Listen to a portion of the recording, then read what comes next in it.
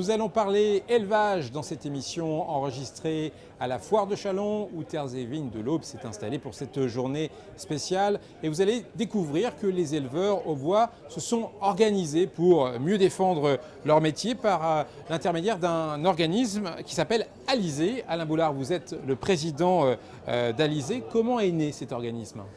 Oui, tout d'abord, oui, bonjour et merci de nous accueillir ici sur la Foire de Chalon. Donc cet organisme est né il y a 3 ans. C'est un jeune organisme issu d'une ancienne association, elle beaucoup plus ancienne, qui s'appelait la Kayak.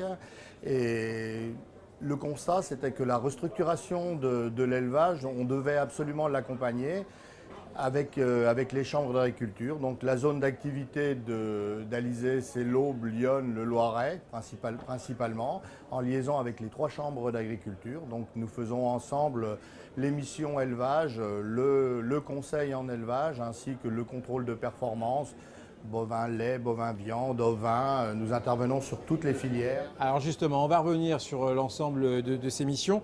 Si je comprends bien, cela concerne tout type d'élevage. Voilà, comme je vous disais, toutes les filières d'élevage, nous intervenons. Nous avons des techniciens formés et spécialisés. Bovin.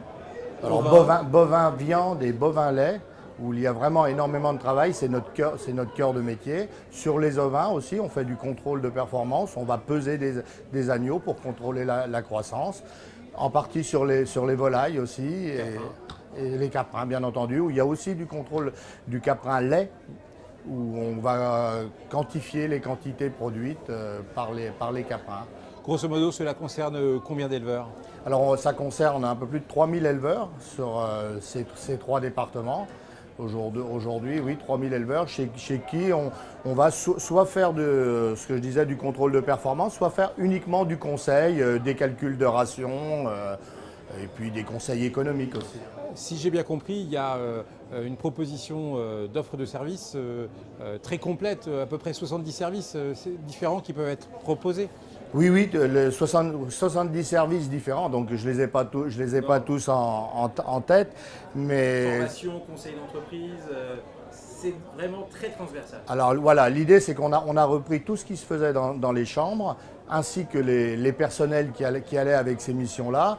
On a mis tout le monde ensemble, ce qui fait quand même aujourd'hui un pool de 60-70 salariés au niveau d'Alizé, qui interviennent dans tous les domaines de compétences. Et l'élevage aujourd'hui est vraiment une mutation énorme, que ce soit au niveau technique ou économique. Donc nos techniciens doivent être en capacité de répondre à ces éléments-là. Pourquoi ce besoin vraiment de s'être spécialisé et d'avoir créé une sorte d'organisme unique en son genre, si je puis dire ? C'est parce qu'il y a des enjeux tels qu'il fallait vraiment se concentrer à travers un organisme pour aider les éleveurs ? Mais il faut qu'on soit spécialisé pour leur répondre. Et dans un département, quand il vous reste 150 éleveurs laitiers, vous n'êtes pas en capacité d'avoir les ingénieurs qui sont compétents. Donc l'idée, c'est de regrouper les moyens et même d'aller encore plus loin demain. L'union fait la force, en tout cas, c'est ça un peu le maître mot. C'est vraiment ça le maître mot. C'est aussi anticiper sur les restructurations, puisqu'on voit bien dans les chambres d'agriculture, les restructurations sont déjà entamées, la régionalisation est devant nous, les réformes sont devant nous, aussi bien financières qu'au niveau du personnel. Donc il faut que l'on s'adapte pour pas que nos éleveurs soient des orphelins. C'est important.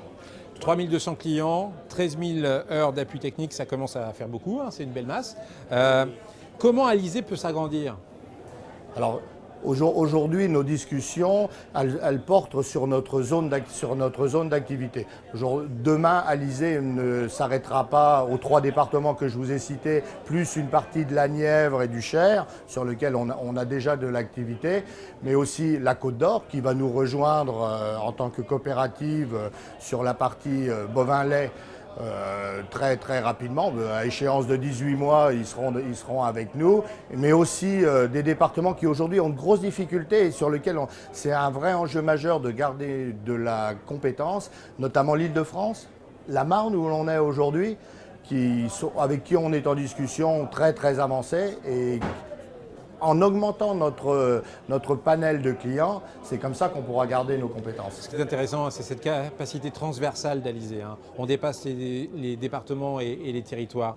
Dans le domaine des innovations, je crois qu'Alizé peut aussi apporter beaucoup aux éleveurs.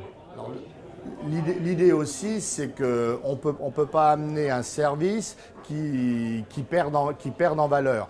C'est très important justement de capter l'ensemble des innovations. Alors aujourd'hui, il y en a énormément, mais il y a beaucoup de programmes de recherche sur la qualité du lait, sur les problématiques de cellules, de reproduction, de détection de chaleur et autres, mais je ne pourrais pas tout citer aujourd'hui. Des programmes comme le programme Optimir, il doit y avoir 16 domaines d'activité dans lesquels il y a des recherches et il faut qu'on les mette à disposition de nos éleveurs. C'est avec ces outils-là qu'ils arriveront à être plus compétitifs demain.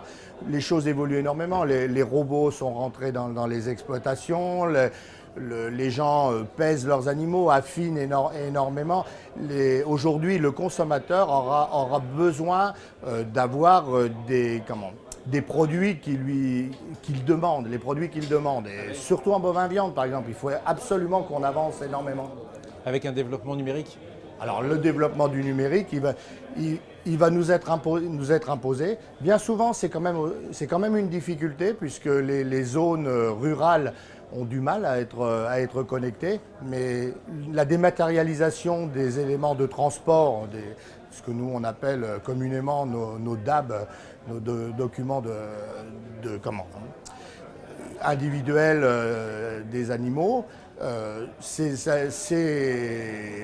Ces documents, ils ont besoin d'être numérisés. Ils vont être numérisés, on nous oblige à cela. Il faut s'adapter, quoi. Donc il va falloir s'adapter. Et quand je vous parlais tout à l'heure d'augmenter notre zone d'activité, aussi bien pour nous les élus, il faut aussi qu'on évolue énormément.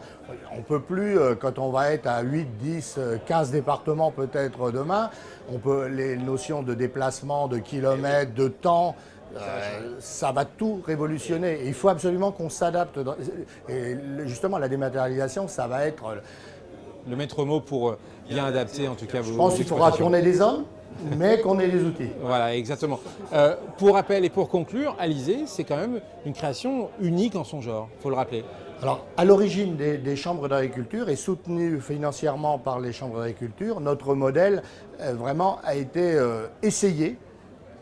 Et on a fait une première phase de 6 ans où on a testé un petit peu les choses. Donc on est abouti là depuis 3 ans à notre formule. Donc on travaille en cohérence avec les chambres d'agriculture et c'est très très important parce que sur l'aspect politique, sur l'aspect orientation, on doit écouter les élus.